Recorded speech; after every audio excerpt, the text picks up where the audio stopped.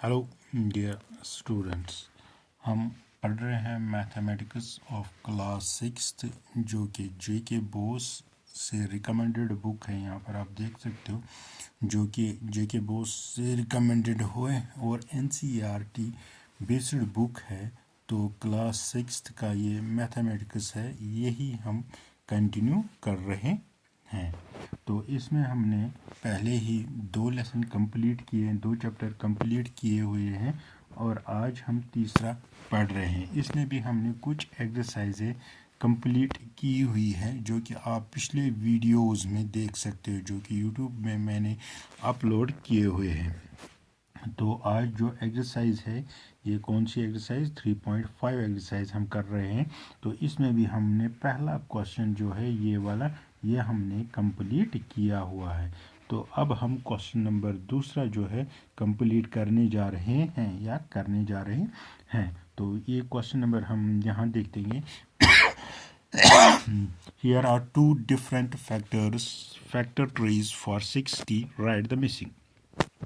तो इसने क्या किया है, 2 ए और बी पार्ट है, यहाँ पर भी आप देख सकते हो, और बी पार्ट है। तो इसमें ए और बी पार्ट में 60 के फैक्टर इन्होंने निकाले हैं, 2 तरीक़ों से निकाले हैं। अब ये बोलता है कि यहाँ पर इसने मिसिंग रखा है और यहाँ पर मिसिंग, इनको हमें कंप्लीट करना है। इसके लिए आपको क्या करना है, इसके लिए आपको टेबल आना चाहिए। कौन सा वाला टेबल? सभी टेबल जो आपने याद किए हुए हैं वो वाले।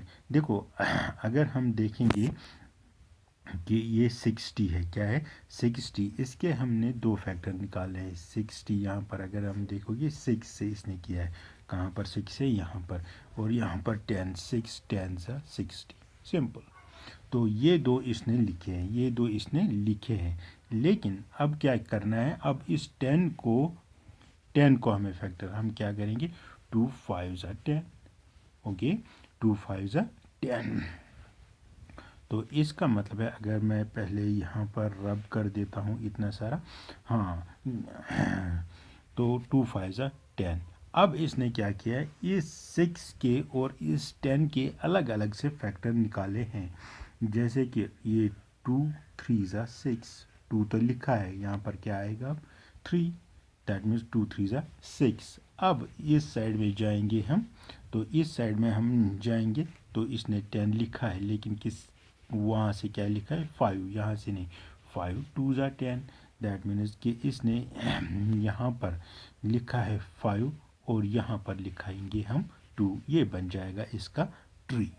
क्या बन जाएगा इसका ट्री? तो दोबारा हम लिखेंगे 2 3 6 एंड 5 2 10, ओके। तो अगर आप करना चाहोगे 5 2 10, 10 3 30 एंड 2 60, या इस तरह करोगे 6 10 60। इस तरह हमारा जो ट्री है, पहला पार्ट ये कंप्लीट हो रहा है। अब हम दूसरा पार्ट करने जा रहे हैं। तो इसने यहाँ पर लिखा है, सॉरी, तो अगर मैं इस तरह लिखूँगा 60, तो इसने क्या किया है 30 से किया है, 30 2 60। तो यहाँ पर हम लिखेंगे 2, ये बन जाएगा 2 30 60, और फिर लिखा है 30